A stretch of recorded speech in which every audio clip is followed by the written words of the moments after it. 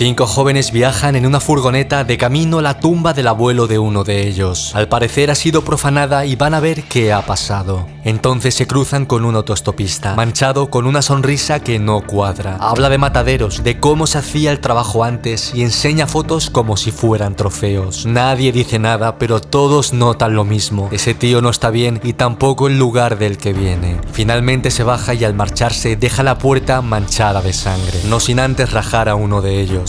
Continúan conduciendo y la carretera termina en una casa. De lejos parece normal, pero hay algo raro, como si el aire no se atreviera a moverse allí. Se acercan buscando ayuda, pero solo encuentran silencio. Solo se escucha el sonido del metal chocando dentro, como si alguien estuviera trabajando en algo que nadie quiere ver.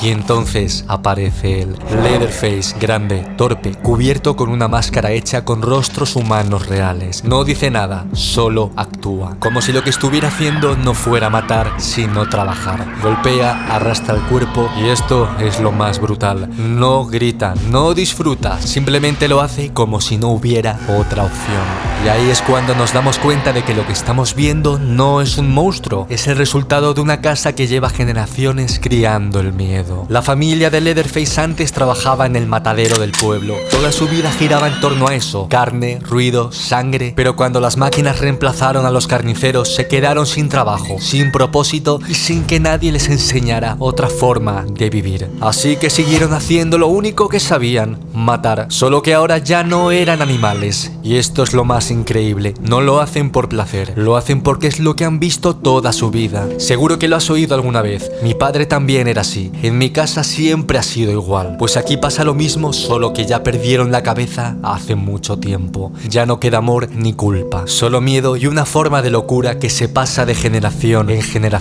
Y esto se ve perfectamente cuando llega la cena en familia. Parece una reunión familiar cualquiera, solo que aquí ya no queda nadie cuerdo. Sally está atada a la mesa, rodeada de esa gente que todavía se llama familia. Ríen, gritan, se burlan como si estuvieran celebrando algo. Y lo peor es que sí lo están haciendo. Están cenando juntos como si todo fuera normal. El abuelo, casi muerto, intenta golpearla con un martillo mientras los demás la animan como si fuera un niño que da sus primeros pasos. Y si nos paramos a mirar sin juzgarles, nos damos cuenta de que no están actuando, solo siguiendo el papel que les ha tocado vivir. Uno a uno los demás van cayendo, solo queda Sally, ensangrentada, medio loca, corriendo por un amanecer que parece una broma. Leatherface la persigue con la motosierra como si no existiera nada más en el mundo que ese momento. Ella consigue escapar, pero no porque gane, sino porque sobrevive. Cuando por fin se sube al camión, ríe, llora, grita, todo a la vez. Y mientras el camión se aleja, Leatherface se queda solo, girando sobre sí mismo como si todavía estuviera atrapado allí, en esa casa que nunca lo dejó salir.